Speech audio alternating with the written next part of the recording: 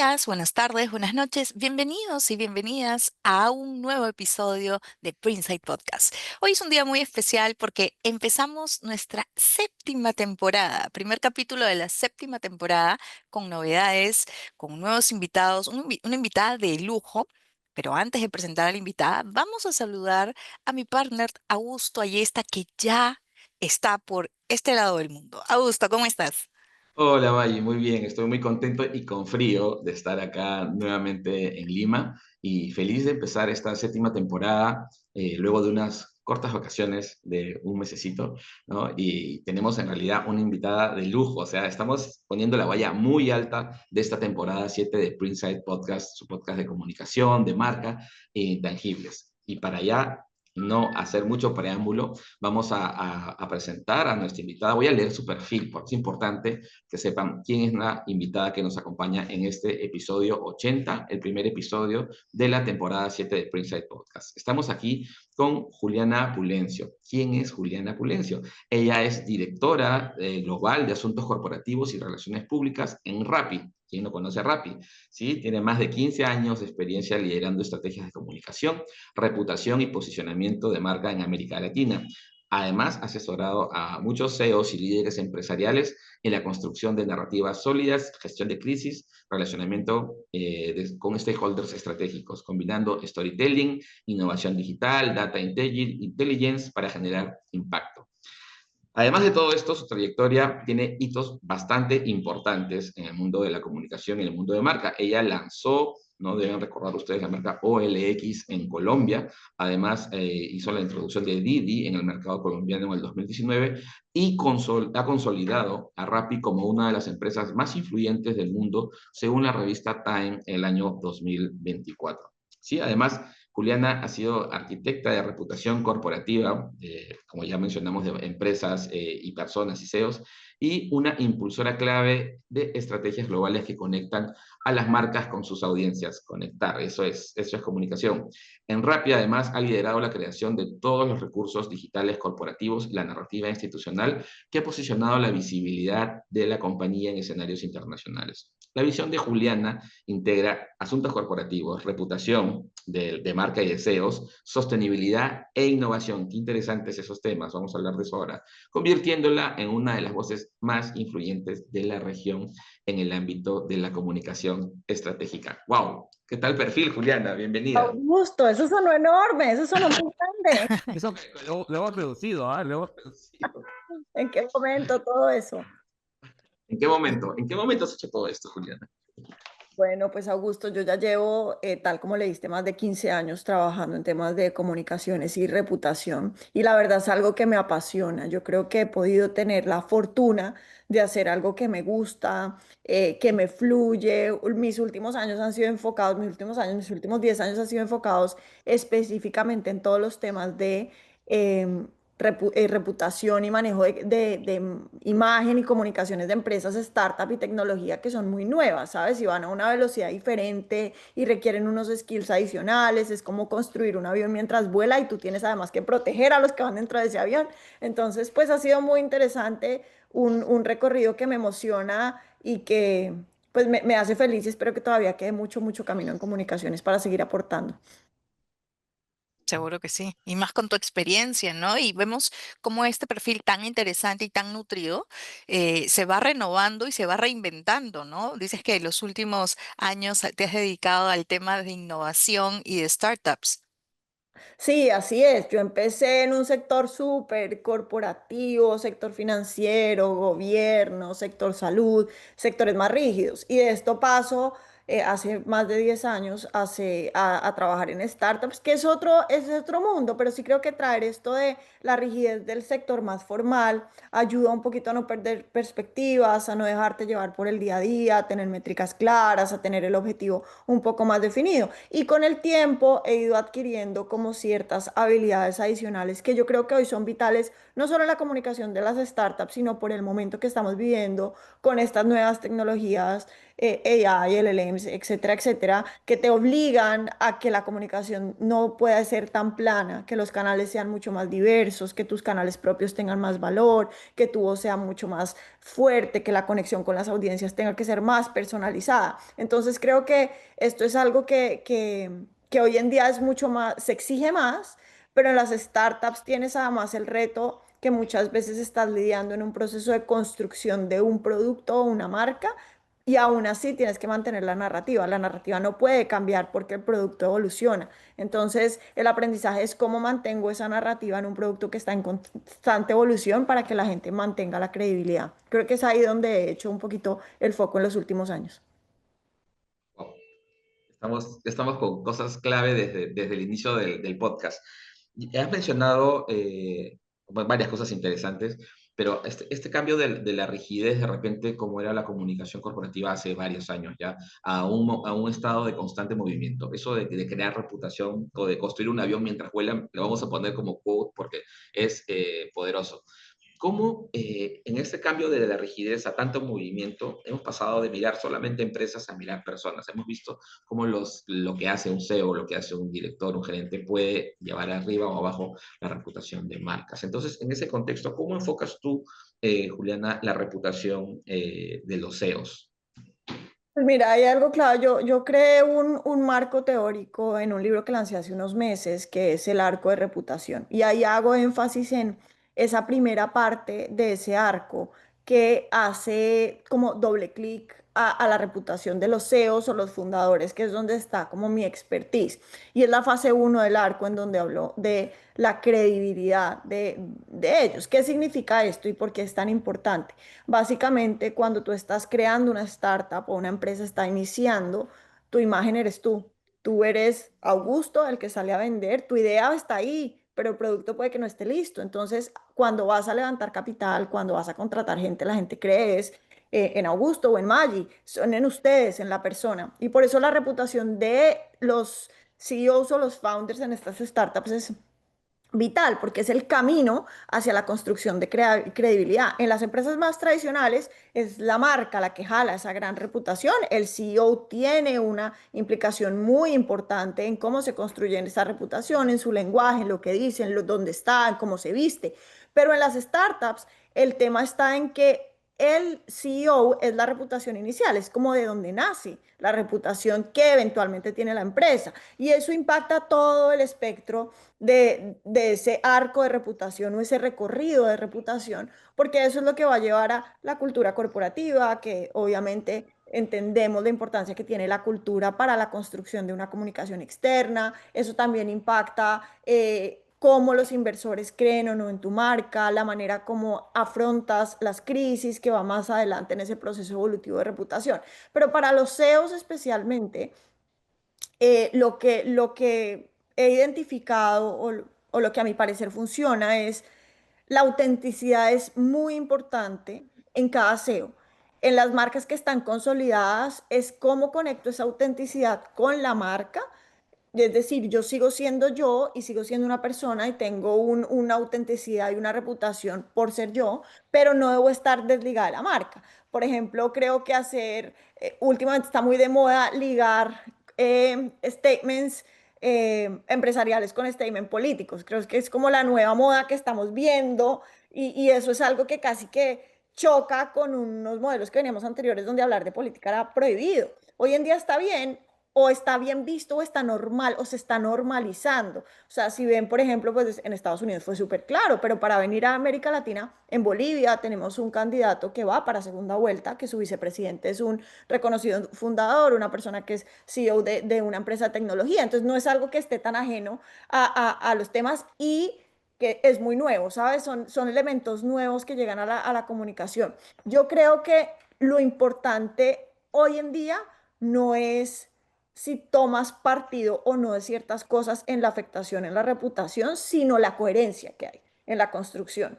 Y esa coherencia es, si yo toda la vida, voy a dar un ejemplo, si Juliana toda la vida ha sido animalista y me he enfocado en los animales y de pronto un día salgo vestida con un abrigo de animal, pues no va la coherencia a lo que estoy diciendo. Pero si todo el tiempo he sido animalista, animalista, animalista, y cuando me va una marca, digámoslo en el caso hipotético de que nos volvamos, mejor dicho, súper famosos, una marca, yo voy a querer pensar que esa marca no tenga temas de animales y demás. Es una coherencia. Y eso no quiere decir que está bien o está mal. Creo que las audiencias castigan más cuando una persona está saltando de una posición a otra que cuando una persona toma posición. Lo malo no está en tomar posición, lo malo está en estar saltando de una posición a otra. Y eso para los CEOs es supremamente importante. Y subrayamos algo que me parece bien importante, que es el tema de la coherencia, ¿no? Muchas veces es complicado explicarles porque muchos CEOs piensan que su trabajo termina y luego pueden ser en su vida personal hacer lo que puedan, y claro que pueden, pero guiados por ese patrón de coherencia. Pero bajo tu expertise, ¿cómo se gestiona esa narrativa coherente, esa narrativa pública en contextos de convulsionados, de transformación permanente? Yo creo que hay que mantener tu posición, tus no negociables como empresa, como persona, como construcción. Cuando tienes eso claro, tú te paras en una esquina de la cancha, sea cual sea. Sea tu esquinita es de pronto la mitad y eso está bien. Lo importante es no estar corriendo por todo lado. Y yo pienso que ahí va a lo que mencionas, la coherencia es clave. Y coherencia solo tienes cuando haces permanentemente lo mismo, que las personas que estamos en este sector sabemos lo importante que es eso para la construcción de reputación. Una marca que está haciendo una cosa y luego hace otra, confunde a sus audiencias, las confunde. Entonces yo ya no sé si esta marca es amarilla o azul o verde o roja o que no entiendo qué quiere la marca y no sé cómo me conecto yo con esa marca porque no sé en qué momento va a dejar de conectarse con los valores que hoy tengo. Entonces, si hay una consistencia eh, permanente, es más fácil que yo me conecte porque en algún punto de la línea yo veo, ok, aquí estoy yo y aquí me conecto. Entonces sí creo que también es un tema de entender que el proceso de construcción de narrativa, proceso de construcción de reputación, no es como un shot y ya está. Es una construcción permanente. Tú no construyes una reputación en un mes porque hiciste una super campaña y la sacaste. Eres increíble. Claro, eso está bien, pero eso es un punto en la línea. Entonces, la coherencia, volvemos, la coherencia y la constancia. Claro. Y Juliana, ¿qué en vamos, que la incoherencia va a ser uno de los, seguro de lo que vas a decir, pero además de eso, ¿qué otros errores pueden cometer los líderes al gestionar su comunicación, ¿no? Su comunicación pública, considerando que tienen atrás también a las marcas que representan? Claro, yo creo que los canales son también un statement muy importante. El canal en el que la comunicación se da, en el canal en el que mis audiencias están.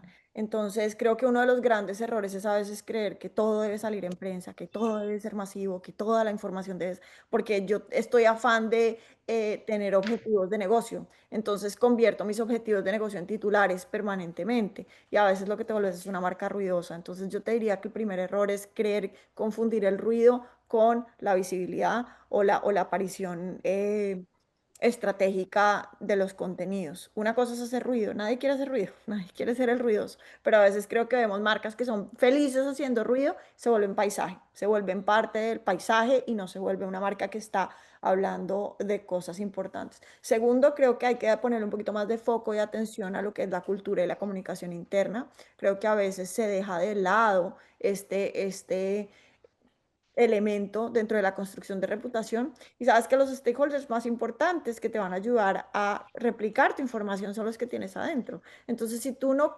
entrenas a las personas que estás contigo para que puedan en una frase sencilla explicar qué hace tu compañía, en un párrafo simple poder contar lo que estás lanzando, lo que estás construyendo, pues va a ser muy difícil. La construcción de una marca y de una narrativa los CEOs deben entender que se genera no solo cuando estás en ambientes públicos de gran visibilidad, sino en las reuniones familiares que pasan entre tus empleados, entre tus clientes. Un cliente que tuvo una reunión conmigo, me siento en una cena familiar y hablo, no, vengo de una reunión con X empresa que estamos lanzando esto. Eso de a poquito va generando una sensación. Entonces creo que los CEOs deben empezar a ver un poquito más el impacto de los canales, el impacto de la comunicación interna y tercero, la fortaleza que ellos tienen en sus palabras. Yo creo que a veces también algunos CEOs no dimensionan lo importante que es un statement de ellos, así sea personal.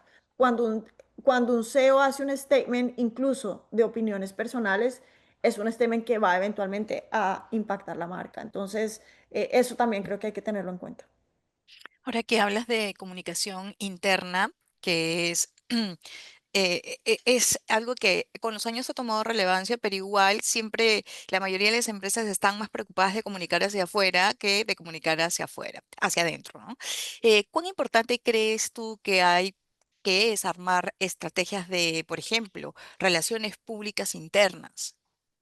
Ah, yo creo que es súper, súper importante. La gente tiene que saber cómo moverse, cuáles son sus stakeholders, a quién le cuento, cómo le cuento.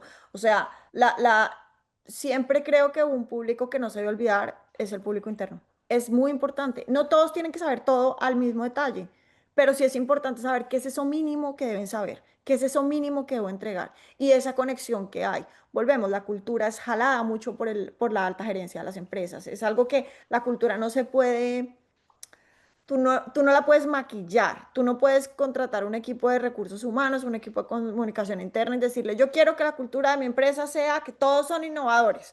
Y yo me siento en el mismo puesto, con el mismo esfero de hace 30 años, con el mismo libreta de hace 40 años y no estoy mostrando innovación en mis actos. Entonces, si yo no hablo esa innovación, volviendo al tema de innovación, si me ven todo el tiempo con mi reloj es el último gadget, me conecto, hago las llamadas, ok, esta persona está conectada con las nuevas trends, la empresa empieza a moverse hacia allá, es casi como un engranaje que se va moviendo solo. La cultura no se impone y la comunicación interna es muy importante en bajar esas bases culturales, pero el ejemplo de la alta gerencia creo que es lo que más jala comunicación interna.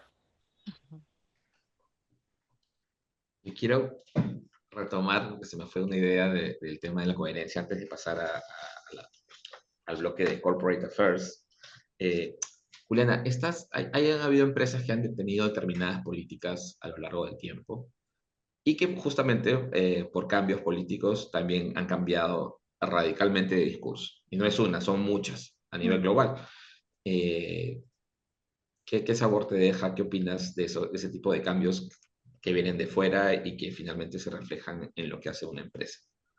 Pues mira, yo los entiendo, pero también creo que ahí hay un poco de falta de creatividad en la estrategia. ¿A qué me refiero? Entiendo que una empresa necesite sobrevivir a entornos cambiantes. En América Latina cambiamos mucho y aquí somos muy radicales, o sea, aquí no tenemos gobiernos más parecidos a los de Europa, que sus ideales tienden a ser, se encuentran en algunos puntos y está bien pasar de un gobierno A a un gobierno B de maneras transitorias sin tanto traumatismo. Creo que en América Latina somos un poquito más radicales en los cambios. Los cambios vienen siendo cada 4 o cada 6 años. Una empresa no está hecha para vivir cada 4 o cada 6 años. Una empresa está hecha para vivir y para sostener a lo largo de los temas gubernamentales y regulatorios. Y cuando tienes eso en mente, te das cuenta que tú puedes mantener tu discurso, pero el interlocutor con el que vas a estar tratando, tienes que hacer un approach distinto. Tu narrativa no debería cambiar. Tal vez la manera como te relacionas con ese nuevo interlocutor sí debería ser diferente, pero no la estrategia, no la narrativa, porque eso te vuelve camaleónico y volvemos a lo mismo. Una vez se acaba ese gobierno, la audiencia te lo va a cobrar. Entonces, sí creo que la narrativa se debe mantener y la narrativa de las empresas normalmente está enfocada, a ver, las empresas existen para hacer dinero, eso es la base de todo. Y ese es el objetivo, vender un producto o un servicio, punto, así en blanco y negro. Para vender ese producto o servicio hay una historia, una narrativa, una línea. Eso no debería cambiar. Debe cambiar es la manera como yo de pronto educo sobre ese producto y ese servicio para que no genere fricciones innecesarias con un gobierno que es, o con un tema regulatorio que es temporal, sobre todo cuando las reglas están en proceso de construcción. Lo hablo específicamente en sectores como el que yo estoy, que es muy nuevo, que hasta ahorita hay mucha zona gris, en donde tú entras y todavía no está regulado. Entonces, hay que pensar un poquito más al futuro. Entonces, por eso decía que es la estrategia más con el interlocutor que tu estrategia como marca. Y eso lo vimos. Hay industrias que han sufrido transformaciones impresionantes. Y estas generaciones, nosotros lo hemos visto, por ejemplo, la generación del tabaco, de los cigarrillos, es una industria que se ha modificado. Cuando nosotros pensamos en marcas de cigarrillos y de tabacos hace 15, 20 años, era otra historia. Lo que ellos contaban, mercadeaban, hablaban, era otra historia. La regulación los veía distinto, los gobiernos los veían distinto. Hoy es otro tema, hoy se posicionan más como empresas de tecnología, hoy tienen unas herramientas diferentes y tú ya no juzgas a la empresa por A o por B o porque venda un servicio que es bueno o malo, eh, sino simplemente se transformaron, pero ahí siguen, ahí están andando, hay muchas que llevan cientos de años, etcétera, etcétera. Ahorita creo que estamos en un trend, por ejemplo, el tema de la alimentación saludable, en donde casi que se voltea a mirar demasiado azúcar, demasiadas cosas, y las empresas, ¿qué están haciendo? Están ajustando la narrativa ok, lo que quieren es más opciones, doy más opciones, pero no cambio mi narrativa. Creo que eso es algo que hay que tener en cuenta para todas las marcas y lo vamos viendo. Creo que esta explosión, por ejemplo, ahorita de tecnologías y nivel cómo nos comunicamos, va a obligar a una transformación adicional en la manera como hablamos, porque por lo menos lo que yo hago, que es comunicaciones y reputación, toma más relevancia porque ahorita todos estos temas de inteligencia artificial, ellos que absorben, tú le preguntas a un ChatGPT cuál es el mejor podcast que hay en América Latina. ChatGPT no va a poner precisamente el mejor podcast, va a analizar qué data tiene de lo que otros han dicho y eso es lo que te va a entregar y de acuerdo a la percepción que hay allá afuera, este es el mejor podcast. Entonces, la construcción de percepción no se crea solo con campañas de marketing, no se crea solo con lo que tú cuentas, sino con N mil cosas, los reviews de tus clientes, pero eso ya lo hacía Google antes, pero entonces adicionalmente las notas de prensa que han salido, tu CEO cómo ha hablado, cuántos escándalos has tenido, o sea, todo eso se está teniendo en cuenta y hace 2 años, cuando no existía esta tecnología, eso pues no era un ítem que se debía evaluar. Tenemos en comunicación más frentes abiertos, ¿no? De Más acuerdo. canales de distribución de contenido y precisamente me interesa mucho algo que dijiste, que la narrativa no debería cambiar, lo unimos a la coherencia y al mismo tiempo lo unimos en dónde deberíamos comunicar, ¿no? Muchas empresas, muchas marcas, muchos CEOs quieren estar en todos los canales de comunicación. ¿Qué piensas tú respecto a eso? Yo creo que uno debe estar donde debe estar, no debe estar en todo lado. Uno debe estar donde debe estar. ¿Y dónde debo estar? Es donde están mis audiencias finales para el objetivo que tengo. Entonces, no se trata, yo a veces veo, y lo veo seguido, marcas que quieren estar en el medio internacional más guau, ok, perfecto, pero pues eso no está trayendo nada distinto a un tema de ego. Y creo que ahí es donde debemos evaluar en si esto es mi ego hablando y queriendo hacer ruido o si esto realmente le va a traer a construcción de narrativa al negocio. A veces donde debemos estar ni siquiera es lo evidente.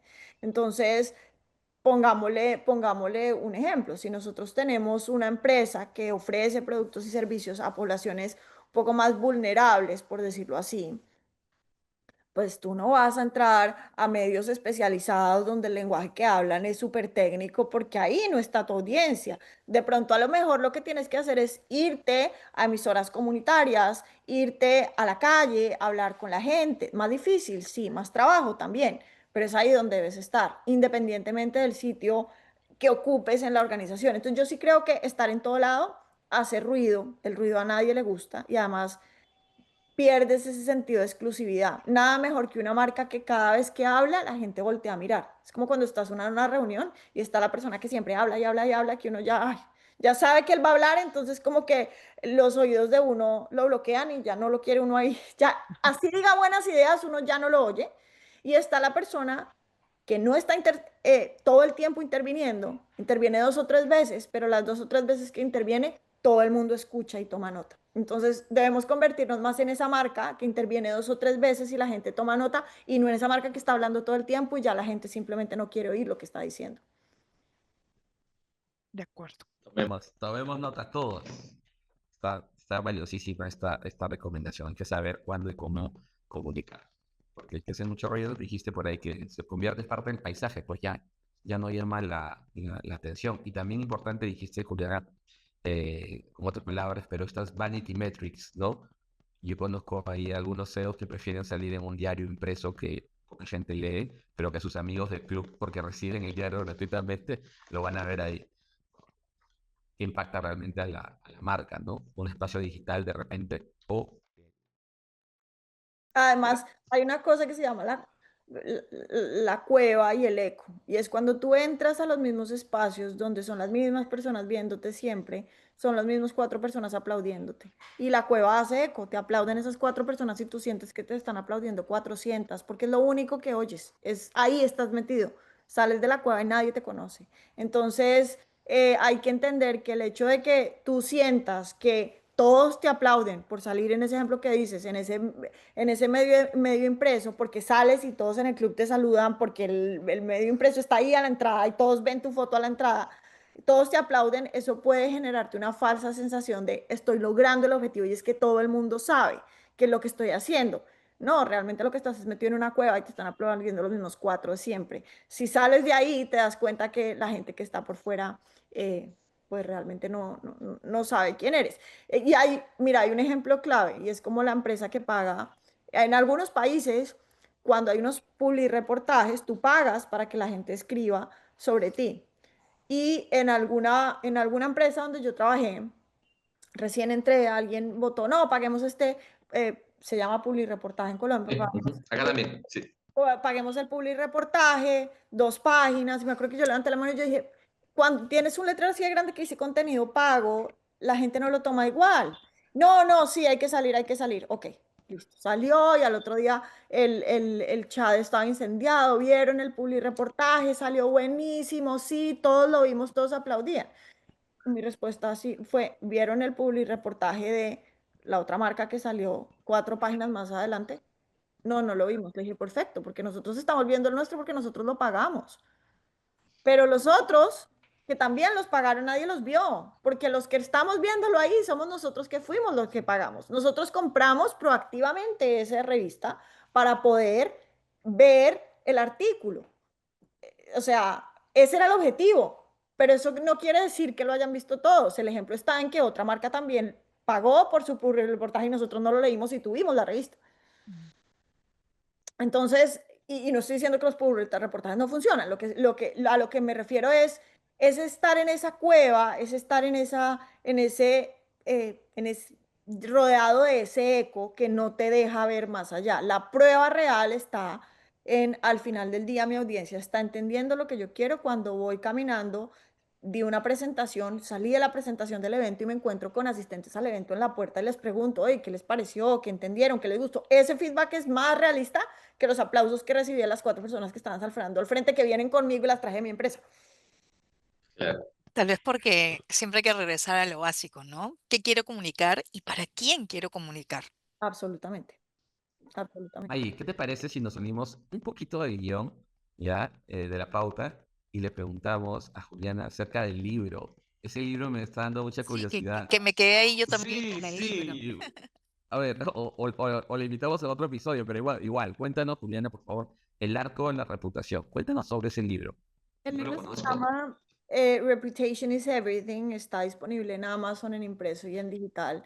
Lo lancé en finales de mayo, principios de junio de este año y básicamente es una recopilación de eh, lo que ha sido mi experiencia haciendo comunicaciones en startups.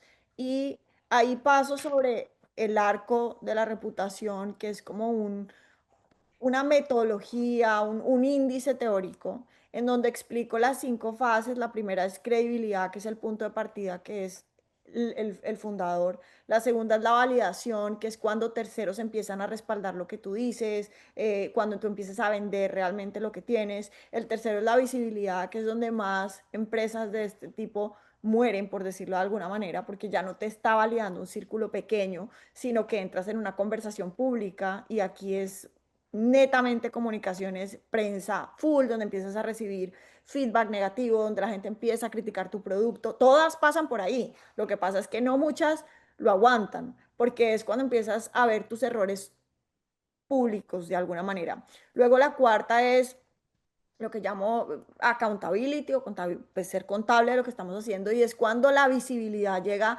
a ese escrutinio y la reputación se construye con transparencia. Es decir, yo ya soy responsable de lo que estoy poniendo allá afuera y actúo de cierta manera. Entonces, esto es como las empresas, cómo reaccionan ante esas crisis, cómo reaccionan ante los golpes que les da la misma audiencia, cuando empiezo a construir equipos sólidos de asuntos corporativos, de PR, de legal, como ese blindaje de la marca. Y el último pedazo del arco es la parte de legado, y que son esas empresas que logran como pasar el arco completamente y ya son las que el resto de empresas miran, la de la sostenibilidad, están en ese momento. Por ejemplo, cuando tú estás empezando una empresa, no es momento de pensar en qué hacemos sostenible, este no es el momento, porque todavía no tienes nada que ofrecer. Claro, si tu mindset es en eso, todas las acciones encamínalas a eso. Y cuando llegues al paso del legado, seguro vas a tener un montón de cosas que contar porque lo hiciste con coherencia, pero no es el momento de salir. Lo mismo cuando estás creando la empresa, no es momento de salir a prensa desde el día uno. Si tengo una idea, mañana salgo a prensa.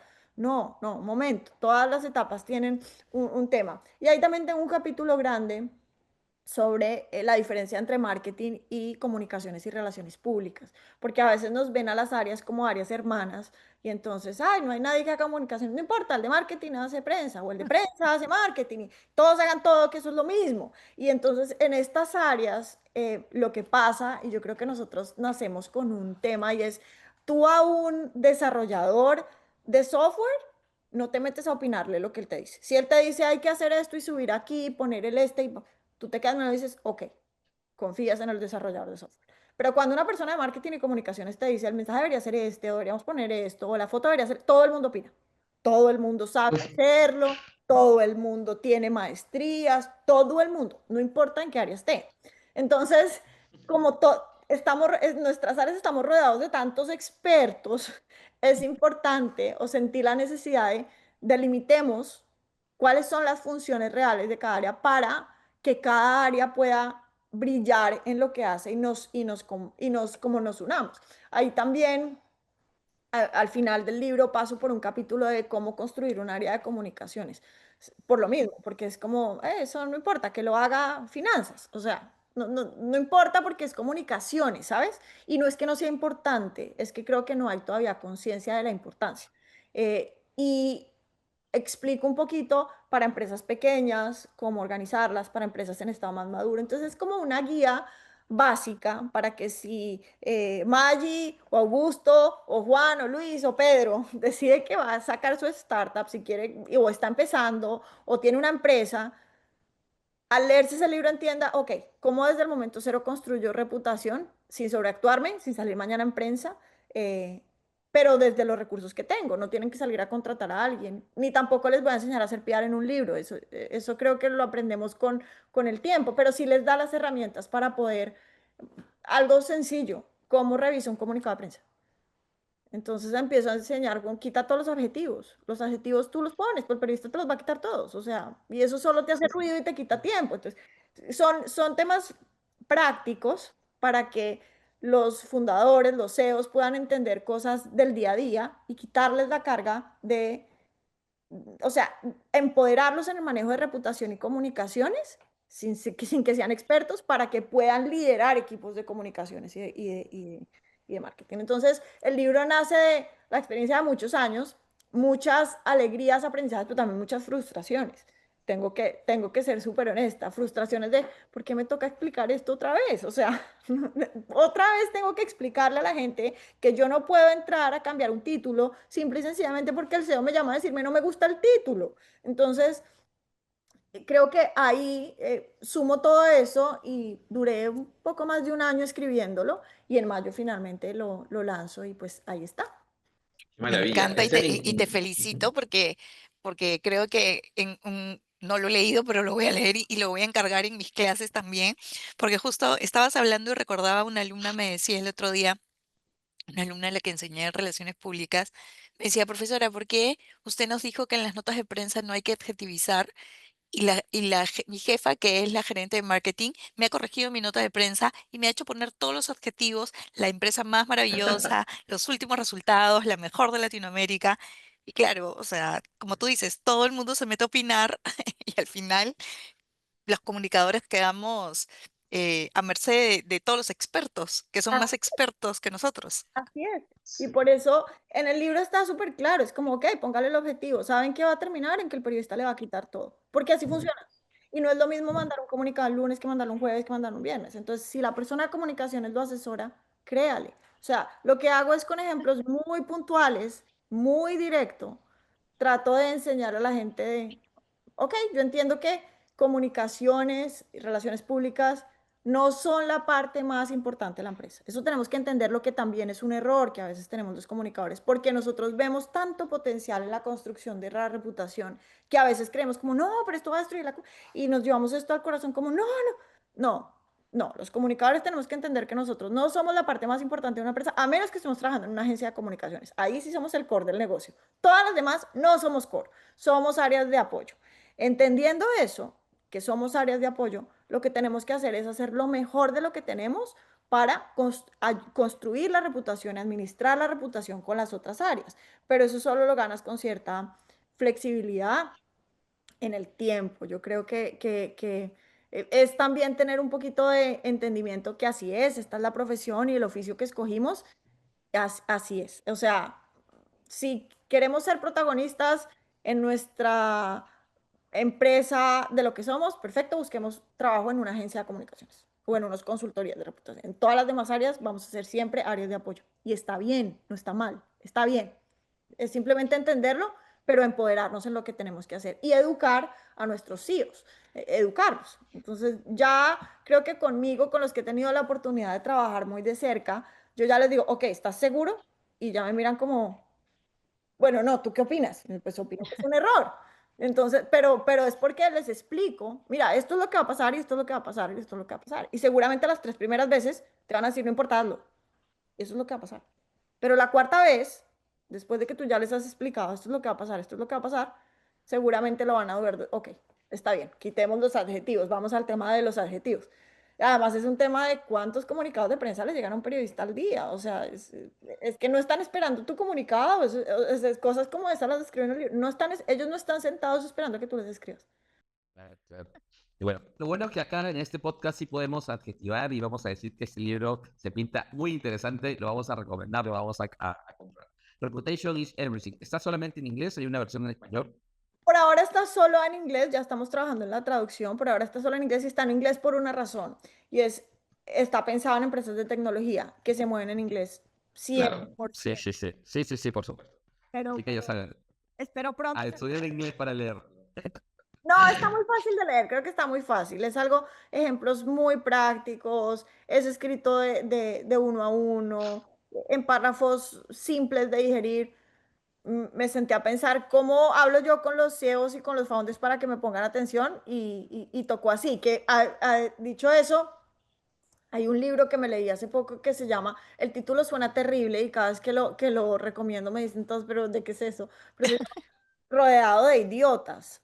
Y el libro lo que hace es, te muestra el tipo de personalidades que hay afuera y cómo hablar con ciertos tipos de personas con un esquema analizado por psicólogos. Y lo que dice es, si tú no entiendes con qué tipo de personas estás hablando, siempre vas a estar rodeado de idiotas, porque todos te van a parecer tontos, porque todos te van a parecer que no entienden. Y no es que no entiendan, es que tú no has entendido cuál es como esa tipificación psicológica de esta persona. Entonces ahí te ayuda como a entender patrones, es muy de psicología, pero creo que funciona para las personas que hacemos comunicación, para que cuando nos sentemos, analizamos a nuestro CEO y dices, ok, este tiene una personalidad hacia el amarillo o hacia el azul o hacia el rojo, entonces por este lado es que le voy a tratar Por de... ese lado. Claro, claro, conocerlo. Y genial, genial. Vamos a leer esos dos libros, pero primero Reputation is Everything, ya saben.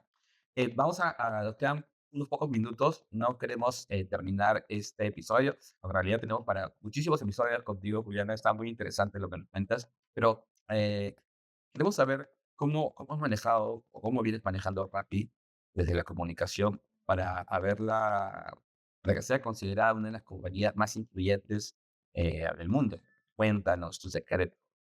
Pues mira, yo pienso que primero te tiene que gustar lo que estás haciendo y segundo, entender cuáles son encontrar diamantes en los proyectos que estás haciendo. La comunicación no se puede convertir en promocionar la hamburguesa dos por uno.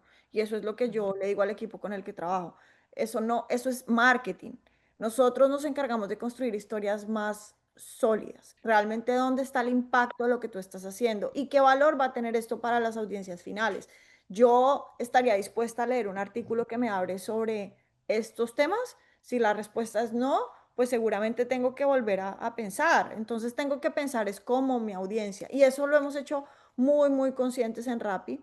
Con Rappi tenemos un tema y es que es una marca, para algunas personas sería un sueño, pero ya una vez lo estás viviendo permanentemente, es una marca supremamente atractiva para medios. Entonces, hay días en que tienes 10 solicitudes de medios en 4 horas. Y pues cualquier marca diría, qué maravilla. No, porque yo trato de apagar ese ruido. Yo no quiero ser la marca ruidosa, yo quiero ser la marca que habla cuando tenga algo que contar. Entonces me toca a veces decir, no, no, no, y esos no son intencionales, porque digo, de pronto no, de pronto mejor concentremos esta información en una sola salida. Mañana cuido mucho también los voceros de la marca, precisamente por el poder que tienen, porque no es lo mismo tener un vocero que sale en todo lado. Entonces, el vocero que sale en nadiemelee.com, después va a ser difícil vendérselo a Forbes, porque Forbes va a decir, "Pues, es una persona que yo veo en todo lado, ¿sí me entiendes? Pero si es un vocero que sale estratégicamente en momentos específicos, si tienes como un mapa de voceros claros, pues va a ser mucho más fácil. Entonces, yo creo que trabajo mucho así con Rappi. Llegar a Time no fue un tema fácil, o sea, eso fue un proyecto que me eché personalmente al hombro y fueron casi 6 meses trabajando, convenciendo a gente que nunca ha usado la aplicación de todo el potencial de nosotros y de todo lo que hacíamos y recogiendo todo lo que hacíamos y mostrándolo y conectando con quién ha dicho y quién no ha dicho y cómo impactamos. Y ellos obviamente hacen su investigación interna por detrás, pero fue un trabajo de mucho tiempo, de muchos ires y venires y entrevistas y convencerlos. Y tú solo puedes convencer cuando tienes una coherencia en la narrativa, cuando has sido permanente diciendo. Porque si yo estoy diciendo esto, y ellos van a hacer su validación después de sentarse conmigo, después de llenar en 1000 formularios, eh, pues si no encuentran que lo que yo he dicho varias veces lo repiten las personas que están al lado mío, pierden interés. Es una competencia a nivel mundial. Entonces, creo que fue un trabajo de mucho tiempo, pero se logró precisamente porque había un trabajo de coherencia de años atrás. Tú no llegas a ser nombrado como Revista Time como una de las empresas más influyentes simplemente porque te levantaste un día con una historia buena que contar. Es porque tienes varios años atrás contando la misma historia de manera intencional. Entonces, pues creo que eso es lo que estamos haciendo en Rappi, es haciendo fuerza a contar esa historia. No estoy diciendo que esté mal hablar del 2x1 de la hamburguesa. A veces la gente quiere saber dónde están las promociones de la hamburguesa, pero, y está bien. Y si creas un espacio para hablar de tus promociones, eso está bien. eh, pero también tienes que contarle qué hay detrás de todo eso. Me gusta esa enamoración y ese trabajo sostenido de coherencia, de identificación de audiencias, de un storytelling potente, porque a veces algunos gerentes piensan que tal vez porque tienes contactos, ¿no? Esa es una frase. Los amigos de Claro, la prensa. claro. Ah, no, pues es que en Rappi, en Estados Unidos, no nos conocen, no nos conocen. Y creen que eso es, ah, no, sí, lo que tú dices, llego allá. No, no es por eso, no es por eso. Yo soy la persona que lideré el proceso, lo hice sola, simplemente le avisé a uno de los fundadores cuando ya había entrado en el proceso. Le dije, hice esto, me inscribí acá para participar y voy a hacer todo el proceso. O sea, la inscripción son cientos de miles de empresas a nivel mundial. Cualquiera se puede inscribir, no cualquiera queda entre las 100. Y cuando empecé el proceso, todos eran como, sí, sí, bueno, o sea, está bien, no importa, ¿qué estamos haciendo hoy? Y yo le metía fuerza y le metía al proceso y fue un proceso bien riguroso, pero lo que dices es cierto. Este era como la graduación de un proceso que veníamos trabajando 4 años antes. Normalmente un medio donde tú quieres estar no es un medio que se muera con influencias. Si el medio se mueve con influencias, que pasa, lo sabemos, es un medio donde, ok, está bien estar, pero seguramente no es ahí donde vas a construir la reputación. Hay una cosa, nosotros hablamos en la vida de salir de la zona de confort, ¿no? Y eso es una analogía que funciona muy bien para comunicaciones. Expandir ese radio de publicaciones. Si tú siempre sales en los mismos medios, que viene siendo como tu zona de confort, siempre sales en los mismos medios, si son los medios que te publican, pues ahí ya estás como, ya estás fácil, ya sabes que si necesitas sacar una nota, llamas a ese periodista y te la publican 2 horas. Pero es cuáles son esos medios que no me publican, que me publican cosas negativas o que ni siquiera me conocen, y es ahí donde tienes que expandir tu círculo. Es ahí donde está el crecimiento, porque ese medio le llega a audiencias a las que tú no le has llegado. Entonces, salir, porque si no te quedas en un círculo, los mismos 10 lectores te van a seguir leyendo en tus mismos 10 medios que siempre pones. Los otros 50 lectores están por fuera, en esos medios que normalmente no te publican. Y no necesariamente llegas ahí por contactos, porque si son contactos, ya eso hubieras llegado. Ya llegas o sales todos los meses. Buenísimo. Juliana, se nos acaba el tiempo en realidad. Creo que te vamos a invitar a ir, vamos a hacer una serie de un par de episodios con Juliana porque está muy interesante lo que estás compartiendo con nosotros y con nuestra audiencia.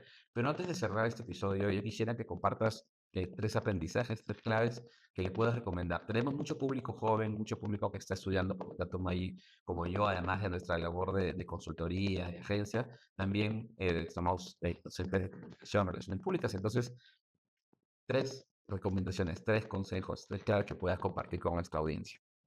Bueno, primero, yo creo que para la audiencia joven es, la prensa no es el único canal que existe para construir de reputación. De hecho, es una parte de varios canales, pero no es el único.